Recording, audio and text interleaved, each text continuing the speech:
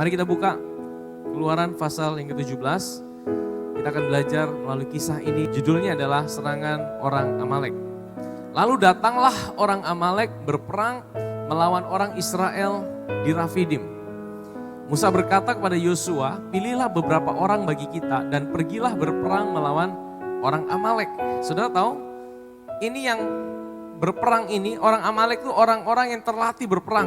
Mereka punya pasukan, mereka punya militer. Ya, tapi orang Israel, mereka bukan tentara, mereka tidak punya tentara. Mereka bangsa budak. Mereka hanya terlatih bikin pasangan batu merah, ya. Suruh bikin kerja jalan bisa, bikin bangunan bisa. Mereka budak, mereka kerja paksa. Mereka tiap hari angkut-angkut bahan bangunan. Mereka tidak terbiasa pegang pedang. Disuruh lawan orang yang terlatih pegang pedang. Saudara, ini peperangan pertama yang dihadapi oleh bangsa Israel, saudara. Kalau sebelum-sebelumnya Tuhan orang Mesir dihukum sama Tuhan, orang Israel tidak perang sama sekali. Kalau saudara lihat ya di Mesir Tuhan turunkan tulah. Orang Israel cuma duduk dan nonton. Orang Israel cuma lihat bagaimana Tuhan itu melalui Musa angkat tongkat, turun tulah, turun bencana buat Mesir, turun kutuk. Jadi saudara, mereka sama sekali tidak kerjakan apa-apa waktu melawan Mesir. Mereka hanya lihat. Ini suatu gambaran yang indah, saudara. Gambaran yang indah begini, saudara. Ini bicara tentang bagi kita hari ini, Tuhan kasih tahu bahwa Mesir itu melambangkan dosa. Waktu orang Israel dibebaskan dari Mesir, mereka diselamatkan. Itu gambaran dari kita orang percaya. Waktu kita percaya pada Yesus, saudara, kita tidak perlu lakukan apa-apa untuk diselamatkan, saudara. Keselamatan itu 100% adalah anugerah Tuhan. Tidak ada sedikit pun usaha manusia di dalamnya. Tidak ada sedikit pun andil kita. Kita hanya tinggal melihat dan percaya saja. Amin, saudara. Ya, keselamatan itu 100% adalah anugerah Tuhan. Waktu saudara dengar berita Injil, saudara dibuka mata rohani saudara, Roh Kudus insafkan saudara, dan saudara percaya detik itu juga Tuhan pindahkan saudara dari kegelapan masuk dalam terangnya yang ajaib. Saudara, dari hidup lama saudara di dalam Adam, Tuhan bawa mati di atas kayu salib. Saudara dikuburkan bersama dengan dia dan saudara dibangkitkan bersama dengan dia. Saudara punya hidup yang baru. Itu semua karya Roh Kudus, tidak ada andil sedikit pun dari kita. Dan saudara diberikan satu identitas yang baru. Amin, saudara. Ya. Nah, itu Tuhan keluarkan orang Israel dari Mesir. Tapi begitu mereka keluar dari Mesir, mereka mulai menghadapi yang namanya peperangan. Dan peperangan itu, saudara, Tuhan tidak bilang begini, sudah kalian tinggal nonton, nanti saya yang turunkan hujan, saya turunkan kutuk atau tulah lagi. Tapi di sini ada keterlibatan orang Israel di dalam peperangan itu. Nah, ini gambaran dari kita sebagai orang percaya. Jadi peperangan di Rafidim melawan orang Amalek itu adalah untuk kita orang percaya. Jadi ini gambaran buat kita orang percaya. Amin, saudara. Semuanya kita orang percaya di tempat ini. Saudara, orang lahir baru, firman Tuhan sore hari ini adalah buat saudara dan saya. Orang-orang yang berperang melawan bangsa Amalek di Rafidim. Ya. Nah, saudara, kita akan melihat, saudara, bagaimana cara perang mereka. Musa berkata kepada Yosua, pilihlah berapa orang bagi kita, pergilah berperang melawan orang Amalek. Besok aku akan berdiri di puncak bukit dengan tongkat Elohim di tanganku. Saudara, ini satu sikap yang bagus yang bisa kita pelajari dari Musa. Ya, saudara tahu waktu Musa pegang tongkat itu tongkat-tongkatnya dia, saudara. Bahkan Tuhan sendiri akui, Musa ambil tongkatmu, Musa angkat tongkatmu. Di pasal-pasal sebelumnya, kalau saudara ikuti khotbah di tempat ini, Tuhan selalu bilang, Musa angkat tongkatmu, pukulkan gunung batu itu. Musa angkat tongkatmu, belahlah laut merah. Musa angkatlah tongkatmu, turun tulah. Amin, saudara. Bahkan Tuhan sendiri akui itu tongkatnya Musa. Tapi Musa, saudara, kita bisa belajar satu hal yang baik dari Musa. Sekalipun itu dia tahu tongkatnya dia tongkat buruk yang dipakai 40 tahun mengembalakan kambing domba, tapi tongkat itu dipakai Tuhan luar biasa.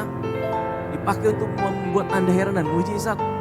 Tapi Musa bilang, Tuhan ini tongkatmu Tuhan. Ini satu gambaran yang baik. Kalau ada sesuatu dalam hidup saudara yang dipakai oleh Tuhan, dipakai untuk kemuliaan Tuhan, saudara harus bilang, Tuhan ini adalah kepunyaan. Amin, saudara. ini bukan aku Tuhan, ini Engkau Tuhan. Ya, kalau Tuhan pakai hidup saudara, apapun juga yang Tuhan lakukan dalam hidup saudara, kita belajar satu hal, Tuhan ini bukan aku, tapi ini Engkau, ini kepunyaanmu Tuhan. Amin saudara. Ya, next terus. Lalu Yosua lakukan seperti yang telah dikatakan Musa kepadanya untuk berperang melawan orang Amalek. Sementara Musa, Harun dan Hur naik ke puncak bukit. Ketika Musa mengangkat tangannya, Israel menjadi kuat. Dan ketika ia menurunkan tangannya, Amalek menjadi kuat. Ya, jadi waktu Musa angkat tangan, Israel kuat. Waktu Musa turun tangan, Amalek yang kuat. Ini strategi perang apa ini saudara? Tapi tangan Musa pun menjadi lelah, lalu Harun dan Hur mengambil sebuah batu dan meletakkan batu itu di bawahnya dan Musa duduk di atasnya. Harun dan Hur menyangga kedua belah tangannya di sisi yang satu dan di sisi yang lain, dan kedua tangannya pun tetap terangkat sampai terbenamnya matahari. Maka Yosua mengalahkan Amalek dan orang-orangnya dengan apa? Dengan mata pedang. Yahweh berfirman pada Musa, tuliskanlah hal ini sebagai sebuah peringatan dalam sebuah kitab dan ingatkanlah kepada Yosua sebab aku akan menghapuskan sepenuhnya ingatan akan Amalek dari bawah langit. Musa mendirikan sebuah mezbah dan ia menyebut nama mezbah itu Yahweh Nisi atau Jehovah Nisi. Yahweh panji-panjiku, Tuhan adalah panji-panjiku. Sebab ia berkata, karena Yahweh telah bersumpah bahwa Yahweh akan berperang melawan Amalek dari generasi ke generasi. Nah saudara, ini adalah sebuah peristiwa yang menarik saudara. Saya ingin bawa kita melihat di ayat 14. Ada satu yang menarik di sini dikatakan apa? Yahweh berfirman kepada Musa, tuliskanlah hal ini sebagai sebuah peringatan dalam sebuah kitab dan ingatkanlah kepada Yosua sebab aku akan menghapuskan sepenuhnya ingatan akan Amalek dari bawah langit. Saudara perhatikan, di sini Tuhan kasih perintah untuk Musa menuliskan peristiwa perang itu dalam sebuah kitab. Ya, saudara tahu pada waktu itu kitab Musa sudah ada belum saudara? Ya, kitab Musa itu ada berapa kitab saudara? Kalau saudara ya belajar sedikit, kita belajar sedikit. Musa itu menulis namanya kitab Pentateuch. Pentateuch itu penta itu artinya 5. 5 kitab Musa, Kejadian, Keluaran, Imamat, Bilangan, Ulangan. Ini 5 kitab yang ditulis oleh Musa. Tahukah saudara, kitab apa yang ditulis pertama kali? Menurut kronologi, menurut penafsiran, yang ditulis adalah kitab Imamat saudara. Ya, tapi dikanonisasi buat kita hari ini, yang pertama kitab Kejadian. Karena itu berbicara mengenai kejadian, penciptaan. Tapi tahukah saudara, sebelum Musa menuliskan semua kitab itu, saudara tahu Musa dapatkan pewahyuan untuk tulis 5 kitab itu di mana saudara? Di Gunung Sinai. Di Gunung Sinai itu Keluaran pasal 19. Tapi yang kita bahas hari ini Keluaran 17. Jadi Musa belum sampai ke Gunung Sinai. Musa belum dapatkan pewahyuan dari Tuhan untuk tulis semua kitab-kitab itu. Musa belum dapatkan pewahyuan untuk tulis segala yang lain. Tapi pertama kali pewahyuan yang Tuhan suruh tulis adalah pewahyuan tentang perang yang terjadi melawan bangsa Amalek. Jadi kalau mau dibilang sebenarnya kitab yang tertua adalah apa yang terjadi di bangsa yang ditulis pertama kali oleh Musa, itu bukan yang di Gunung Sinai saudara. Tapi kisah tentang perang yang terjadi di Rafidim melawan bangsa Amalek ini saudara. Dan saudara tahu ada satu hukum di dalam penafsiran Alkitab. Hukum itu berkata the law of first mention. Jadi ketika pertama kali itu disebutkan, itu memiliki arti yang signifikan saudara. Ya kalau saudara belajar Alkitab, belajar di sekolah Alkitab, ada namanya beberapa hukum untuk menafsirkan. Salah satunya adalah the law of first mention. Jadi pertama kali itu muncul dalam Alkitab, itu punya arti yang signifikan. Jadi saudara tahu, kenapa Tuhan itu sampai suruh tulis peristiwa perang melawan Amalek itu sebagai yang pertama kali yang ditulis bahkan sebelum Tuhan kasih pewahyuan tentang penciptaan dunia. Bahkan sebelum Tuhan kasih pewahyuan tentang yang lain. Bahkan sebelum Tuhan kasih Musa pewahyuan tentang korban-korban yang lain. Tapi Tuhan kasih pewahyuan sama Musa tentang bagaimana mereka mengalahkan orang Amalek. Dan Tuhan bilang sama Musa, Musa aku perintahkan kamu tulis ini dalam sebuah kitab. Dan Musa tuliskan itu. Hari ini kita baca di kitab Keluaran. Jadi sebenarnya mau bilang kitab Keluaran lebih dahulu daripada kitab Kejadian. Karena Musa dapat pewahyuan perang itu lebih dahulu dari pewahyuan tentang penciptaan dan lain sebagainya, saudara. Ya saudara bayangkan, kalau Tuhan suruh itu yang pertama kali, artinya ada sebuah pesan yang penting di balik apa yang Tuhan suruh. Amin saudara. Karena itu pertama kali yang Tuhan suruh. Tuhan bilang tulis itu Musa, tulis itu Musa. Dan aku akan hapus ingatan akan Amalek dari generasi ke generasi. Kenapa harus sampai generasi ke generasi? Artinya apa? Itu bukan hanya tentang orang Israel perang melawan orang Amalek. Tapi itu juga bicara tentang kita hari ini saudara. Alkitab itu dahsyat saudara. Kalau Tuhan suruh sesuatu yang sepertinya aneh, itu artinya ada pesan di balik kisah itu saudara. Minggu lalu kita belajar Tuhan suruh pukul gunung batu dengan kayu. Itu bukan cuma tentang orang Israel dapat air, itu bicara tentang kita. Oleh karena gunung batu kita yang disalibkan di atas kayu salib, kita dapatkan air kehidupan hari ini. Amin saudara. Ada sebuah gambaran yang indah. Dan ada pesan di balik perang melawan Amalek itu saudara. Yang ini yang saya mau bagikan buat kita sore hari ini. Amin saudara. Nah pertama saya ingin bawa kita melihat siapa Amalek itu saudara. Ya, siapakah bangsa Amalek? Amalek itu adalah keturunan daripada Esau. Saudara tahu siapa Esau? Esau itu adalah kakaknya Yakub. Ya, kakak kembarnya Yakub. Yang dia lahir dulu, Yakub pegang dia pun kaki, mau kasih jatuh. Jadi Yakub ini lahir ini suka mau kasih jatuh dia pun kakak ini. Akhirnya memang dia kasih jatuh betul dia pun kakak. Esau ini seorang yang menggambarkan yang hidup dalam kedagingan. Esau ini dia menyepelekan hak kesulungan.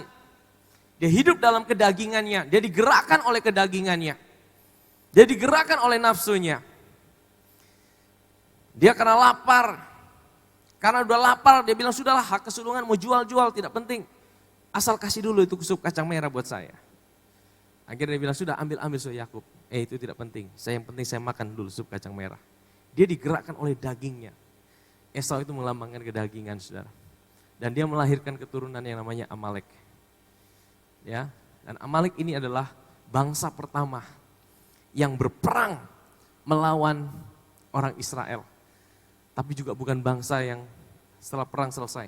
Ini bangsa juga yang akan terus berperang yang paling lama. Bahkan sampai perang bebuyutan saudara. Semua raja-raja, hampir semua raja-raja berperang melawan bangsa Amalek. Raja Saul berperang melawan Amalek. Nanti kita akan lihat kisahnya. Gara-gara Amalek, Saul ditolak sama Tuhan. Daud berperang melawan Amalek di Ziklag. Dia kalahkan Amalek. Hizkia perang melawan Amalek. Tapi bukan sampai situ, bahkan Israel sampai di pembuangan. Israel juga mau dimusnahkan sama bangsa Amalek. Tahukah saudara bangsa apa waktu Israel dibuang di pembuangan Babilonia? Ada satu orang yang mau memusnahkan bangsa Israel, namanya siapa? Ada yang tahu? Ratu Esther itu, ingat kisahnya? Ada satu orang yang mau memusnahkan, dia buat undang-undang, seluruh bangsa itu mau digenosida, dibunuh. Namanya siapa? Haman. Haman itu adalah keturunan Amalek dari Raja Agag. Saudara bayangkan, jadi peperangan melawan Amalek itu saudara, itu peperangan turun-temurun. Dan siapa Amalek itu saudara? Dan menggambarkan apa buat kita hari ini sehingga Tuhan suruh tulis itu sebagai turun-temurun saudara. Ya, coba kita buka dalam Ulangan pasal 25 ayat 17. Ingatlah apa yang dilakukan orang Amalek kepadamu pada waktu perjalananmu keluar dari Mesir. Bagaimana mereka mendatangi engkau di jalan dan menyerang barisan belakangmu. Ingat Amalek itu licik saudara. Ya, yang diserang apa? Barisan belakang, yaitu semua orangmu yang lemah di garis belakang. Ketika engkau letih dan lesu, dan orang Amalek itu tidak takut kepada Elohim, tidak takut kepada Allah. Jadi Amalek itu licik. Amalek itu mau menyerang orang Israel dari bagian belakang, orang-orang yang lemah, orang-orang yang letih lesu, ya. Dan saudara tahu, Amalek itu buat kita hari ini siapa saudara? Amalek buat kita hari ini, itu bukan iblis. Saudara ingat, iblis sudah dikalahkan di atas kayu salib. Itu menggambarkan bagaimana orang Israel dibebaskan dari Mesir. Waktu orang Israel dibebaskan dari Mesir, itu melambangkan kita yang diselamatkan dari kegelapan. Waktu kita percaya pada Yesus, pada waktu itulah saudara tahu, di atas kayu salib firman Tuhan katakan, iblis telah dikalahkan. Amin saudara, iblis sudah dikalahkan, tapi dia masih hidup. Dia baru dilucuti, kuasanya diambil. Bagi orang percaya, iblis tidak punya kuasa atas hidup saudara. Tapi bagaimana dia bisa menyerang hidup saudara? Dia pakai yang namanya daging. Katakan daging. Daging itu siapa saudara? Daging itu bukan tubuh saudara. Kalau saudara cubit tubuh saudara sakit, itu bukan daging ini saudara. Ini bukan daging ini saudara. Bukan saudara. Ini tubuh kita. Ini casing hidup kita. Ya, tubuh kita itu terdiri dari 3. Manusia itu terdiri dari 3. Yang pertama tubuh, yang kedua jiwa, yang ketiga roh. Tubuh kita, itu yang sudah lihat, ada yang kurus, ada yang gemuk, ada yang agak terang, ada yang agak gelap, ada yang rambut agak ikal, ada yang rambut lurus, ya kan? Semua itu keindahan ciptaan Tuhan, saudara. Ya, disyukuri saja, saudara. Jangan saudara merasa iri, waduh, kenapa dia rambut lurus, saya rambut ikal. Nah, saudara, memang Tuhan terciptakan seperti itu, ya. Nah, tapi ada namanya jiwa. Jiwa itu apa? Pikiran, perasaan, kehendak. Makanya saudara bisa belajar, itu karena ada saudara punya jiwa. Saudara bisa merasa, itu karena saudara punya jiwa. Saudara bisa rasa senang, itu karena saudara punya jiwa. Saudara bisa rasa sedih, itu karena saudara punya jiwa.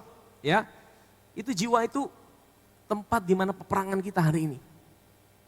Tapi saudara punya bagian satu lagi namanya roh. Roh itulah yang sempurna waktu saudara terima Kristus sebagai Tuhan dan Juru Selamat. Roh itulah yang dimeteraikan oleh Roh Kudus.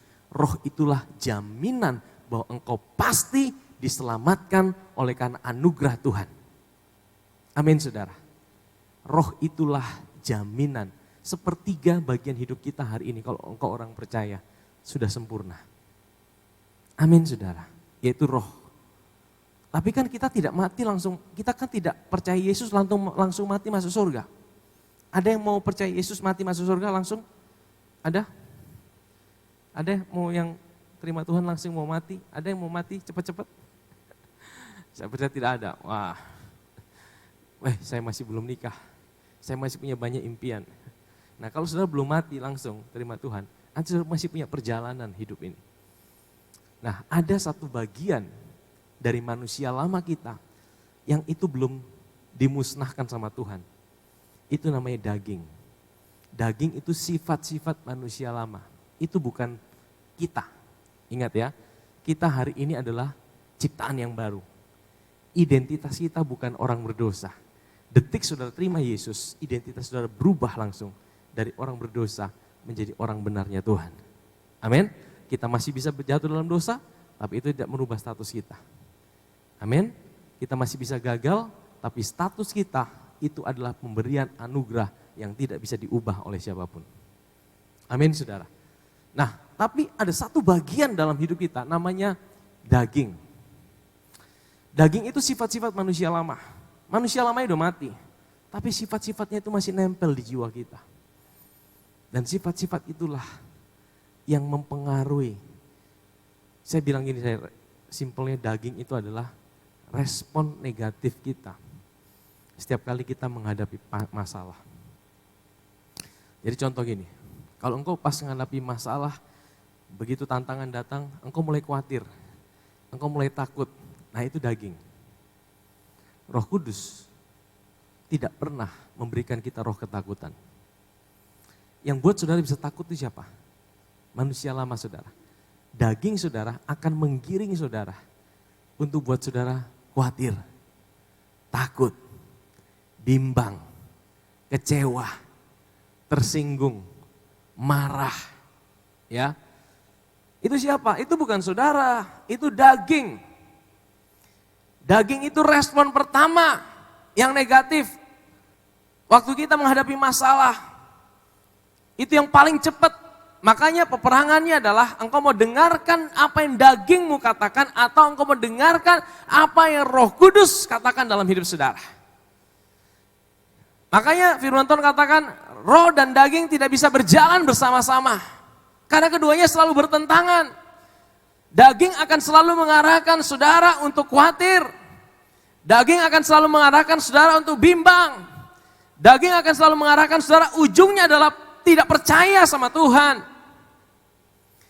Daging akan mengarahkan saudara akhirnya meragukan Tuhan dalam hidup saudara. Daging akan buat saudara melihat fokusnya adalah hidup saudara, masalah saudara, tantangan saudara, kelemahan saudara, semuanya tentang hidup saudara. Bahkan untuk menyenangkan Tuhan juga daging akan menekankan pada kekuatan dirimu. Sehingga engkau akan selalu merasa frustasi waktu engkau mau ikut Tuhan. Karena engkau merasa bahwa kok ikut Tuhan berat sekali, kok Tuhan banyak tuntutannya, kayak aku tidak mampu ikut Tuhan. Siapa yang bicara seperti itu? Itu daging, saudara. Amin, saudara.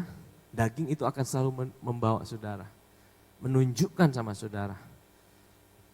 Ya, dia akan buat saudara mulai ragukan Tuhan. Daging itu fokusnya kepada dirimu. Saya kasih contoh saudara. Satu kisah dalam 1 Samuel pasal 15. Kenapa sampai Saul ditolak sama Tuhan? Padahal kelihatannya masalahnya sepele saudara. Coba kita buat 1 Samuel 15 ayat yang pertama sampai 3.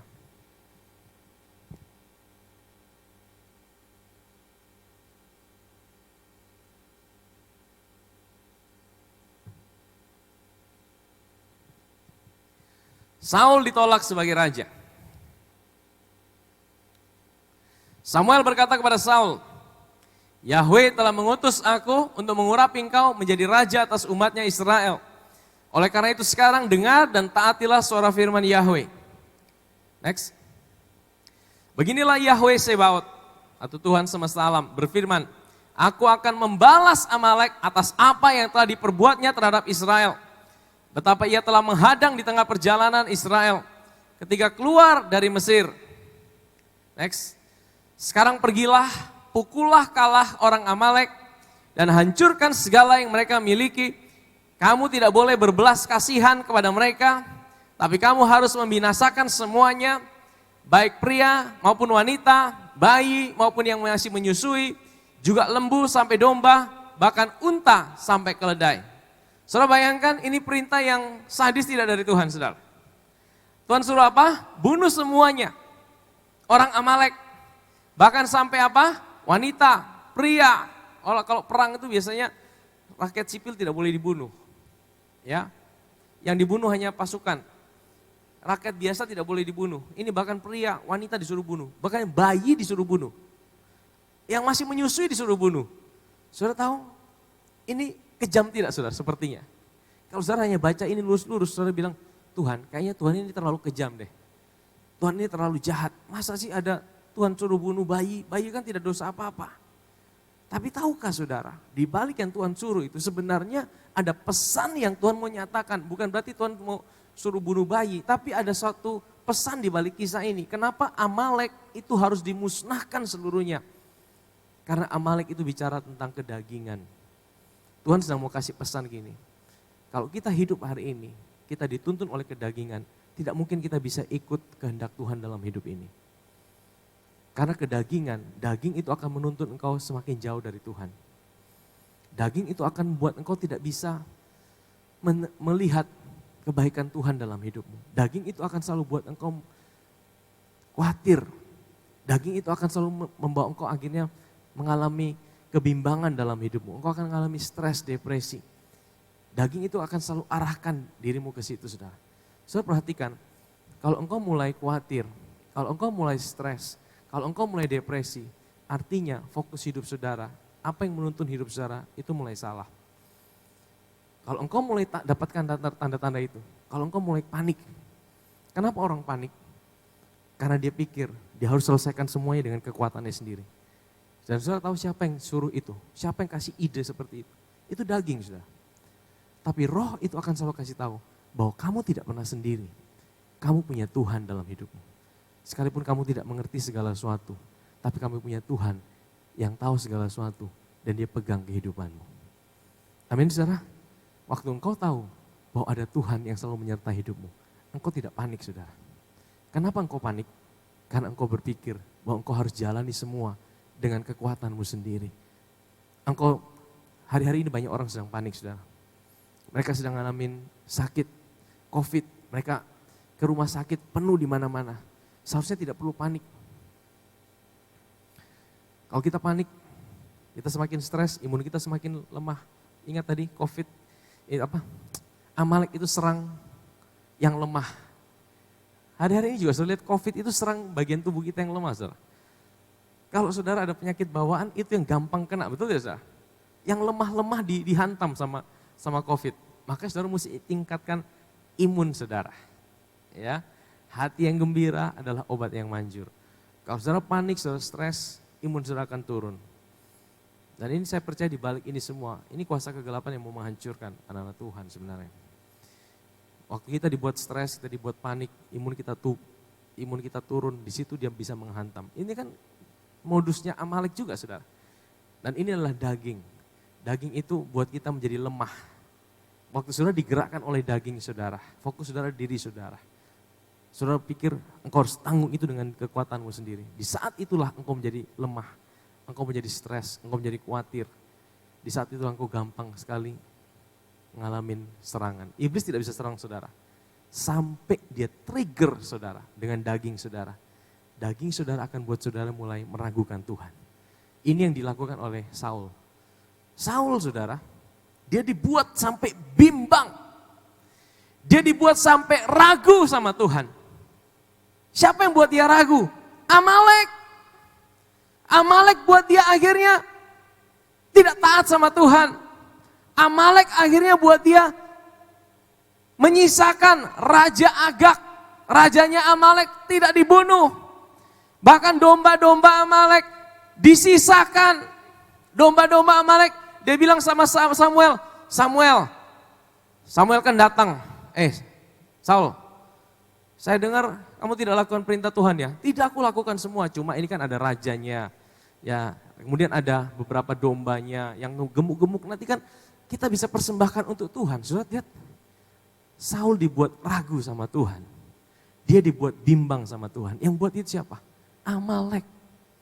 Jadi Amalek itu daging. Daging itu apa? Sifat-sifat dosa yang membuat seseorang itu bimbang sama Tuhan. Kalau engkau hari ini dibuat bimbang sama Tuhan, engkau hari ini dibuat ragu sama Tuhan, engkau hari ini dibuat ragu sama kasih Tuhan dalam hidupmu, itu daging, itu Amalek yang sedang bekerja menuntun langkah saudara. Mungkin kau bilang, saya tidak digerakkan oleh daging, saya masih ke gereja, saya masih pelayanan. Tapi kalau dalam hidupmu, engkau selalu digerakkan oleh ketakutan. Engkau selalu digerakkan oleh kebimbangan. Dan engkau selalu berkata, Tuhan engkau ada di mana? Kenapa masalahku tidak selesai-selesai? Kenapa pergumulanku tidak habis-habis? Di mana Tuhan? Kalau engkau sepertinya bertanya seperti itu, sekalipun kau tidak bilang kau digerakkan oleh daging, tapi sebenarnya daging itu yang sedang menggerakkan hidup saudara. Karena daging itu membuat engkau mulai meragukan Tuhan dalam hidupmu. Dan waktu engkau mulai ragukan Tuhan, di situ iblis bisa masuk. Ya, dia membuat hal-hal yang buruk dalam hidup saudara. Dia tidak bisa binasakan hidup saudara. Dia tidak bisa ambil keselamatan saudara. Tapi dia bisa rusak banyak hal dalam hidup saudara. Amin saudara. Coba kita lihat 1 Samuel 15. Bagaimana Saul itu ditolak Tuhan saudara. Kita lihat dari ayat yang ke-16. Lalu Samuel berkata kepada Saul, diamlah dan aku akan menyatakan kepadamu apa yang telah Yahweh katakan kepadaku tadi malam. Dan Saul berkata kepada Samuel, katakanlah. Lalu berkatalah Samuel, ketika engkau kecil menurut pandanganmu, tapi engkau menjadi pemimpin atas suku-suku bangsa Israel, bukankah Yahweh telah mengurapi engkau sebagai raja atas Israel? Juga Yahweh telah mengutus engkau dalam satu perjalanan setelah berkata, pergilah dan tumpaslah orang-orang Amalek yang berdosa itu, berperanglah melawan mereka sampai mereka dibinasakan. Lalu mengapa engkau tidak mentaati suara Yahweh, tapi engkau telah menyambar jarahan itu dan berlaku jahat di depan mata Yahweh. Lalu Saul berkata kepada Samuel, aku telah mentaati suara Yahweh dan pergi ke jalan di mana Yahweh mengutusku membawa Agag, raja orang Amalek, dan aku telah memusnahkan Amalek. Tapi rakyat mengambil dari jarahan domba, lembu sapi, barang-barang pilihan, dari yang seharusnya dimusnahkan untuk dikurbankan bagi siapa? Yahweh Elohimmu di Gilgal. Saudara lihat, dia pakai alasan itu. Akhirnya dia tidak tumpas seluruhnya, dia ambil sebagian untuk dipersembahkan. Sepertinya baik saudara. Sepertinya baik, tapi tahukah saudara? Ini sepertinya kesalahan yang, kalau dibandingkan kesalahannya Daud saudara. Kesalahan Daud itu betul-betul luar biasa saudara. Daud itu melakukan pembunuhan berencana. Daud itu rebut istri orang. Daud itu melakukan kejahatan-kejahatan yang menurut pandangan manusia itu kejahatan yang kalau kena undang-undang KUHP hukumannya jauh lebih berat saudara. Saul ini cuma tidak taat sebagian saja saudara. Tapi di hadapan Tuhan saudara. Kenapa Saul sampai ditolak tapi Daud tidak pernah ditolak sama Tuhan? Daud tetap dibilang, he is the man after my own heart. Orang ini dekat dengan hatiku. Karena apa saudara? Karena Saul merusakkan gambaran yang Tuhan mau tunjukkan tentang Amalek. Siapa Amalek itu? Amalek itu adalah daging bagi kita hari ini. Itu adalah sifat-sifat manusia lama. Yang Tuhan mau katakan bahwa kita hari ini orang percaya. Iblis tidak berkuasa lagi atas hidup kita. Tapi engkau masih berperang yang namanya terhadap Amalek. Yaitu sifat-sifat manusia lama, kedagingan yang masih terus menyertai hidup kita. Sampai kapan saudara? Sampai kapan? Sampai kita mati dipeti 2 kali 1. Atau nanti waktu Tuhan datang waktu kita masih hidup. Pilihannya cuma 2. Kalau engkau mati duluan, saya mati duluan, dipeti 2 kali 1. Di saat itulah daging itu tidak ada lagi dalam hidup saya. Saya langsung berubah menjadi roh dan asyap dikasih tubuh kemuliaan.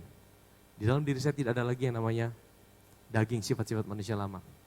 Tapi kalau selama kita masih hidup, kalau saudara masih injak bumi, saudara masih berjalan hari ini, sifat-sifat manusia lama, daging itu masih menyertai kita sampai selesai hidup kita.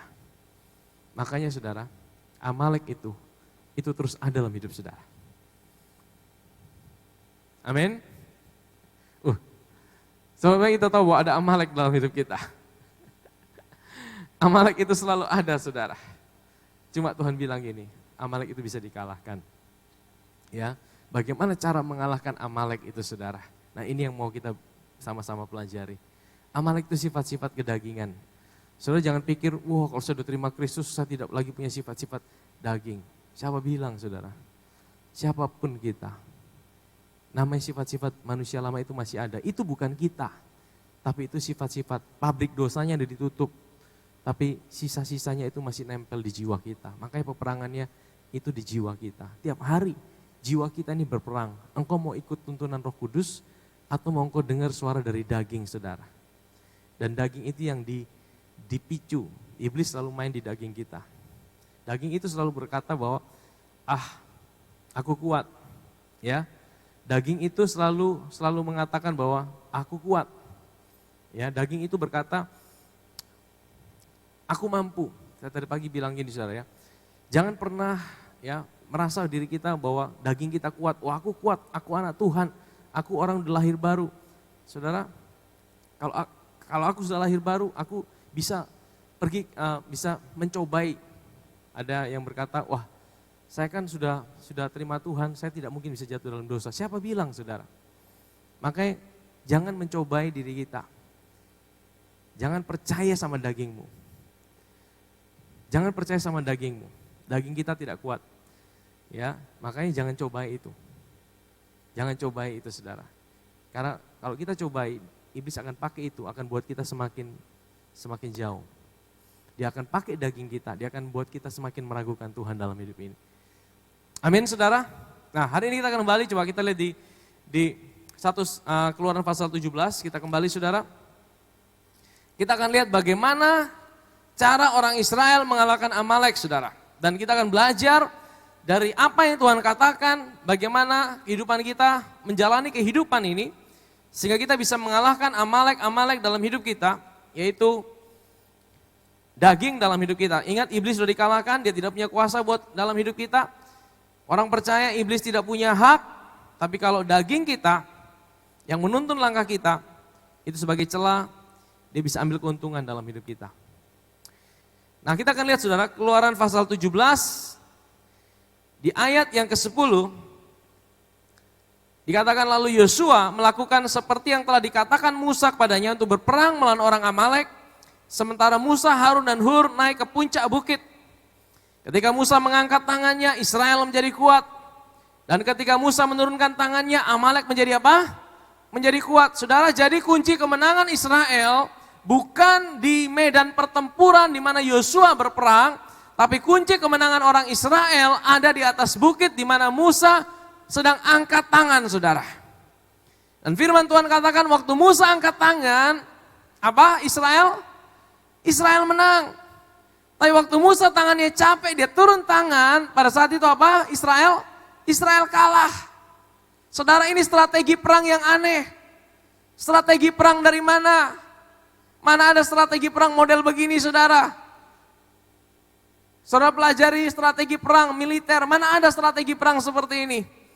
Angkat tangan, menang. Turun tangan, kalah. Mana ada seperti itu, saudara? Yosua berperang, tapi kemenangannya tidak ditentukan dari keahlian mereka. Mereka semua budak, mereka pegang pedang. Tapi waktu Musa angkat tangan, mereka menang. Waktu Musa turun tangan, mereka kalah. Waduh, ini aneh, saudara. Saudara, kalau Tuhan buat yang aneh, itu artinya ada pesan buat kita hari ini. Ya, kalau Tuhan buat yang aneh, itu artinya ada pesan buat kita hari ini. Ini bukan tentang bangsa Israel waktu itu dan Amalek. Tapi ini pesan buat kita hari ini sebagai orang percaya. Waktu Musa angkat tangan, ini gambaran dari apa? Yang pertama, angkat tangan itu bicara tentang berserah. Ya, bukan menyerah. Beda antara menyerah dan berserah.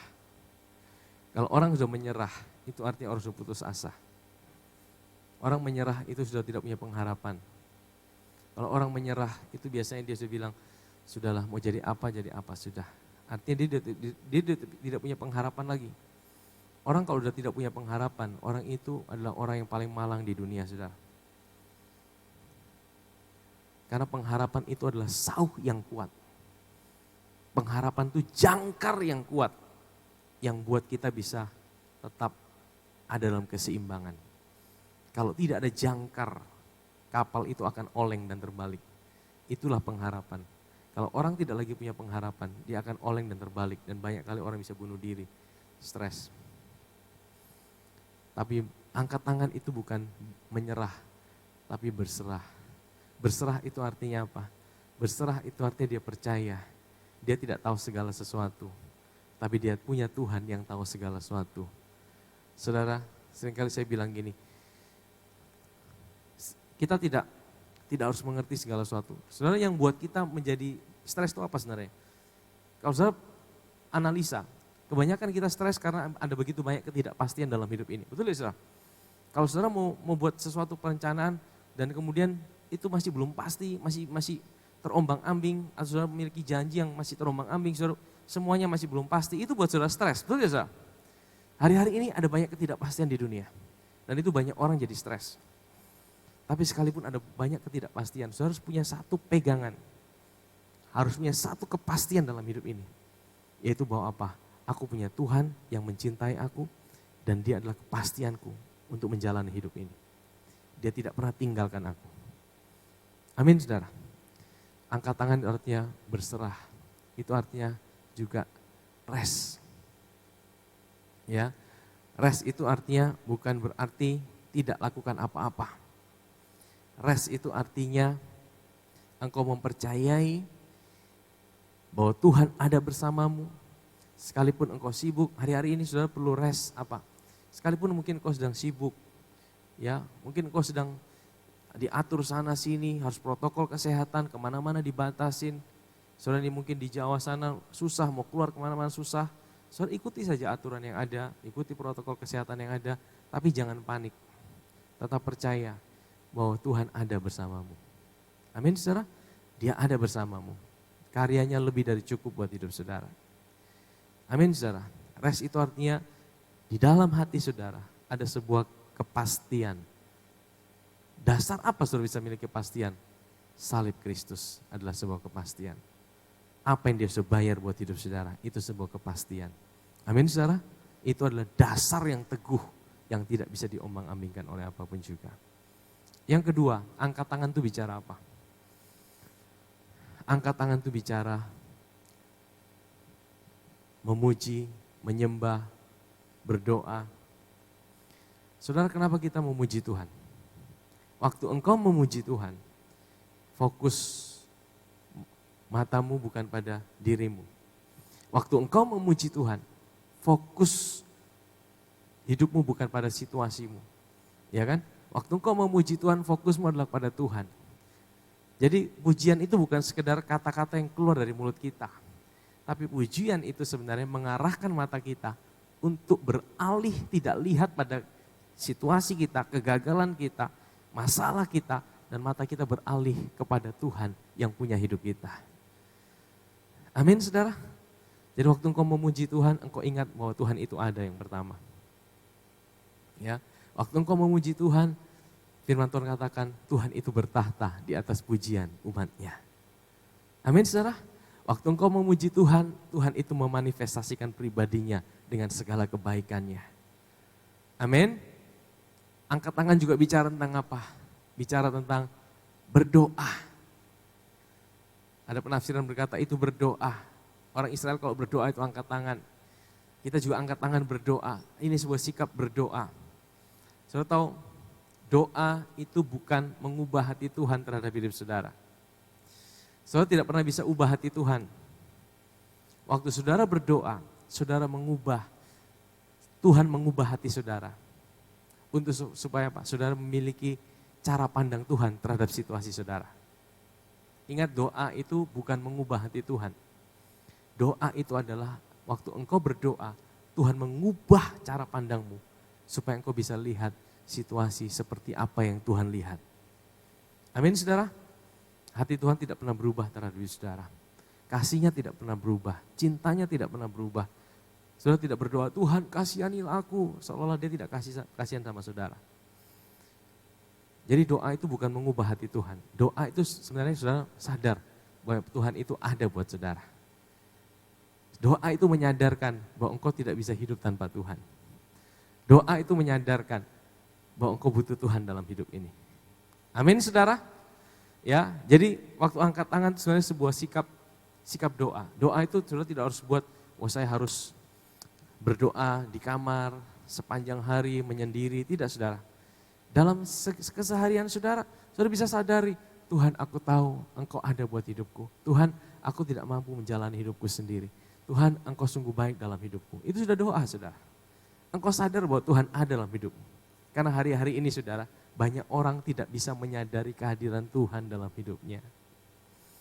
Karena apa? Karena begitu banyak masalah, begitu banyak tantangan, begitu banyak pergumulan. Dan pergumulan itu menarik.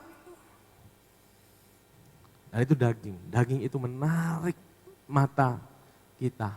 Untuk kita tidak lagi menyadari Tuhan di dalam hidup ini. Waktu Musa angkat tangan, sebenarnya dia sedang menyadari bahwa Tuhan ada. Nah, saudara, saya lupa, daging itu tidak bisa dikalahkan dengan kekuatan kita sendiri.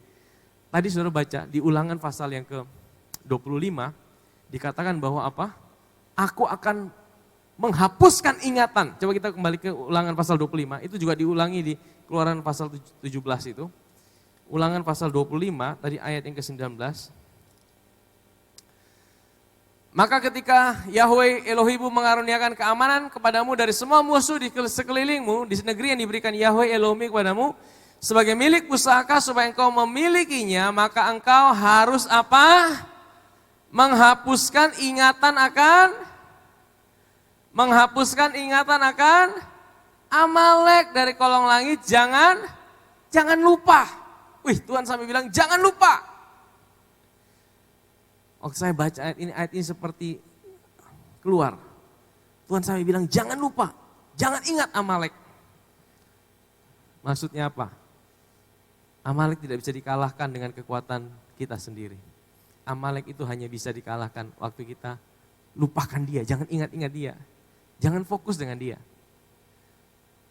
Amalek itu tidak bisa dikalahkan dengan aku harus kalahkan kau, aku harus punya strategi bagaimana mengalahkan kedaginganku. Tidak bisa, saudara. Semakin saudara buat strategi, semakin saudara akan terperosok gagal. Itu juga dialami oleh Paulus, Roma pasal 7. Nanti saudara baca, saya tidak punya waktu jelaskan. Dia bilang, aku mau lakukan yang baik, tapi dalam hidupku ada satu hukum yang bekerja. Setiap kali aku mau lakukan yang baik, dia buat aku lakukan yang jahat. Setiap kali aku mau bilang jangan mengingini, aku gagal. Sampai Paulus berkata, aku manusia celaka. Dia bilang dalam dagingku tidak ada sesuatu yang baik. Tapi dia temukan satu rahasia. Di Roma pasal 8. Puji syukur. Oleh karena karya Kristus ada satu hukum yang lebih tinggi daripada hukum daging itu. Yaitu hukum roh kehidupan. Kalau saudara baca nanti. Jadi daging itu diabaikan, dicuek. Tidak usah fokus dengan dia. Tidak usah fokus berarti jangan berusaha kalahkan dia. Kalahkan dia dengan cara apa? Saudara fokus dengan Kristus. Jadi Roh Kudus itu, dia akan buat mata saudara untuk fokus dengan Tuhan. Saudara tidak bisa kalahkan kekhawatiran dengan berkata, jangan khawatir, jangan khawatir, jangan khawatir. Tidak bisa saudara. Saya tidak mau khawatir, saya tidak mau cemas, saya tidak mau. Tidak bisa saudara. Saudara hanya bisa alihkan pandangan saudara pada Kristus. Pada apa yang sudah dia kerjakan. Itu angkat tangan. Saudara sadari dia. Roh Kudus akan arahkan pandangan saudara. Aku mau ingat apa yang Tuhan buat dalam hidupku. Aku mau ingat karyanya. Dia Tuhan yang baik dalam hidupku. Dia Tuhan yang selalu menolong hidupku. Tuhan selalu menolongku. Waktu engkau ingat pada karya Tuhan. Disitulah engkau tidak khawatir. Waktu engkau ingat pada karya Tuhan. Disitulah engkau tidak bimbang. Waktu engkau ingat pada karya Tuhan, disitulah engkau tidak digerakkan oleh dagingmu. Amin saudara. Kita kembali Keluaran pasal 17. Tadi sampai ayat berapa? Kita kembali tadi ayat yang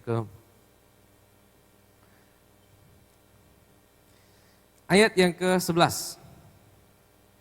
Ketika Musa mengangkat tangannya, Israel menjadi kuat, dan ketika ia menurunkan tangannya, Amalek menjadi kuat.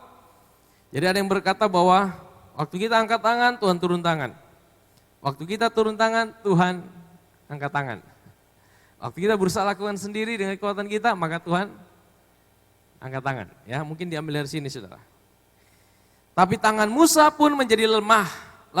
Tangan Musa menjadi lelah. Lalu Harun dan Hur mengambil sebuah batu dan meletakkan batu itu di bawahnya, dan Musa duduk di atas batu itu. Harun, Hur menyangga kedua belah tangannya di sisi yang satu dan di sisi yang lain, dan kedua tangannya pun tetap terangkat sampai terbenamnya matahari. Jadi Musa itu bisa lemah saudara. Musa itu bisa capek, Musa itu gambaran dari saudara dan saya. Saudara, mungkin kita tahu kita harus percaya, kita harus percaya, kita harus percaya. Tapi kadang-kadang kita capek dalam hidup ini. Kadang-kadang saudara mungkin berkata, Tuhan aku tahu aku harus percaya. Tapi aku tidak mampu percaya Tuhan. Aku tahu aku harus berdoa, tapi aku tidak mampu berdoa Tuhan. Kadang-kadang saudara merasa, Tuhan aku seperti tidak ada semangat untuk berdoa.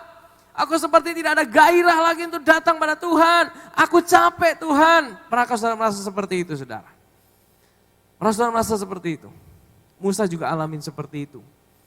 Dia lelah, tangannya capek untuk terus terangkat. Jangan pikir saudara sendiri, Musa alamin itu. Elia alamin itu. Daud alamin itu. Rasul Paulus alamin itu. Jadi kalau saudara alamin itu, biasa. Amin saudara? Kita juga alamin. Kita juga bisa lelah. Waktu kita ikut Tuhan, tangan kita bisa capek saudara. Tapi saudara, Tuhan tidak biarkan tanganmu capek sendirian. Tuhan kasih. Yang pertama, ada Harun dan Hur. Saudara, di Harun dan Hur itu siapa saudara? Harun dan Hur itu bisa ditafsirkan begini. Yang pertama adalah komunitas kita. Orang-orang yang Tuhan kirim ada bersama-sama dengan kita. Makanya saudara harus punya sebuah komunitas yang membuat saudara untuk selalu datang sama Tuhan. Ya, gereja Tuhan adalah tempat di mana sebuah komunitas engkau dibawa untuk datang pada Tuhan, apapun persoalan saudara. Ya, di dalam gereja, saudara diizinkan untuk gagal. Saudara bisa gagal, kita bisa gagal saudara. Tapi tetap datang pada Tuhan kalau engkau gagal. Amin. Gereja itu bukan tempat orang-orang sempurna. Gereja adalah tempat di mana orang-orang yang terus mengalami Tuhan dalam hidupnya. Dia bisa gagal, dia bisa jatuh, dia bisa ngalamin. Tapi dia mau tetap datang sama Tuhan. Karena apa? Ada orang-orang yang terus, ayo tetap datang sama Tuhan. Kalau engkau gagal, ayo datang sama Tuhan. Amin, saudara. Itu yang pertama, komunitas. Yang kedua, Harun dan Hur itu bicara tentang apa? Malaikat-malaikat. Tuhan juga kirimkan malaikat-malaikat. Firman Tuhan berkata, malaikat Tuhan berkemah di sekeliling orang-orang yang takut akan Dia. Amin, saudara. Saudara percaya di sekeliling saudara ada malaikat? Firman Tuhan yang bilang itu, saudara. Tapi yang ketiga, Harun dan Hur itu juga bicara tentang siapa? Pribadi Roh Kudus. Bagi saya, pribadi Roh Kudus itu adalah pribadi yang selalu ada buat kita. Waktu kita lemah, di firman Tuhan katakan apa? Dia penolong kita. Amin, saudara. Waktu kita capek, Dia penghibur kita. Jadi ada kalanya kita capek, ada kalanya kita lelah, ada kalanya kita tidak mampu, ada kalanya saya juga tidak mampu untuk baca firman Tuhan apa artinya, saya udah capek. Saya bayangkan tiap minggu saya harus mempersiapkan, saya harus merenungkan firman Tuhan, saya harus persiapkan. Kadang-kadang saya juga bisa capek, saudara. Tapi saya bersyukur saya punya Roh Kudus yang tidak pernah capek dengan saya. Amin. Roh Kudus yang tidak pernah lelah sama saudara. Saudara bisa lelah, saudara bisa capek, tapi Tuhan tidak pernah lelah dengan saudara. Dia selalu ada. Waktu Musa capek, saudara tahu? Mereka diangkat tangannya. Kiri kanan. Saudara bayangkan, saudara. Kalau Musa itu tidak mandi berhari-hari. Apa yang terjadi di kiri kanannya, saudara? Ini intermezzo saja, saudara ya. Ini kejadian sesungguhnya, saudara bisa bayangkan Harun dan Hur. Dia harus tahan, Musa angkat tangan kiri kanan, saudara. Bayangkan Musa tidak mandi berhari-hari. Panas terik gitu, saudara. Wah, tapi tangannya tetap terangkat. Nah, saudara tahu, firman Tuhan berkata, Musa didudukkan di atas batu. Ini satu gambaran yang indah. Batu itu gambaran daripada Kristus. Amin, saudara. Musa duduk itu gambaran daripada beristirahat. Jadi saudara bayangkan batu, Musa duduk beristirahat dan tangannya terus terangkat. Ini satu gambaran yang indah. Saudara dan saya dibuat duduk di atas Kristus. Kristus sebagai kekuatan saudara, fondasi saudara. Saudara beristirahat di dalam Dia dan tangan saudara bisa tetap terangkat. Roh Kudus selalu angkat tangan saudara. Roh Kudus selalu ingatkan saudara. Di tengah-tengah situasi yang sulit, Dia selalu arahkan mata saudara. Ayo tetap percaya, ayo tetap percaya, ayo tetap percaya, ayo tetap lihat pada karya Kristus. Ayo tetap percaya, Tuhan ada bersamamu. Tuhan tidak pernah tinggalkan hidupmu. Tuhan menyertai kehidupanmu. Amin, saudara. Roh Kudus selalu ingatkan kita. Ya, next, yang terakhir. Ayat berikutnya dikatakan apa, saudara? Dan Musa duduk di atasnya, Harun dan Hur menyangga kedua belah tangannya, di sisi yang satu, di sisi yang lain, dan kedua tangannya pun tetap terangkat sampai terbenamnya matahari. Maka Yosua mengalahkan Amalek dan orang-orangnya dengan apa? Mata pedang. Saudara, ini pengalaman kita seumur hidup. Bagaimana engkau mengalahkan daging dalam hidup saudara. Daging dan roh tidak mungkin berjalan bersama-sama. Daging itu Amalek, saudara, yang harus saudara kalahkan, tapi bukan dengan kekuatan saudara, tapi waktu mata saudara tertuju pada Tuhan. Amin, saudara. Dan saudara tahu, daging itu akan buat saudara selalu lihat pada diri saudara, kekuatan saudara. Saudara dibuat bimbang, khawatir, takut. Tapi Roh Kudus akan ingatkan saudara untuk percaya pada apa yang Yesus kerjakan. Dia Tuhan yang selalu menyertai hidup saudara di setiap area kehidupan saudara. Amin.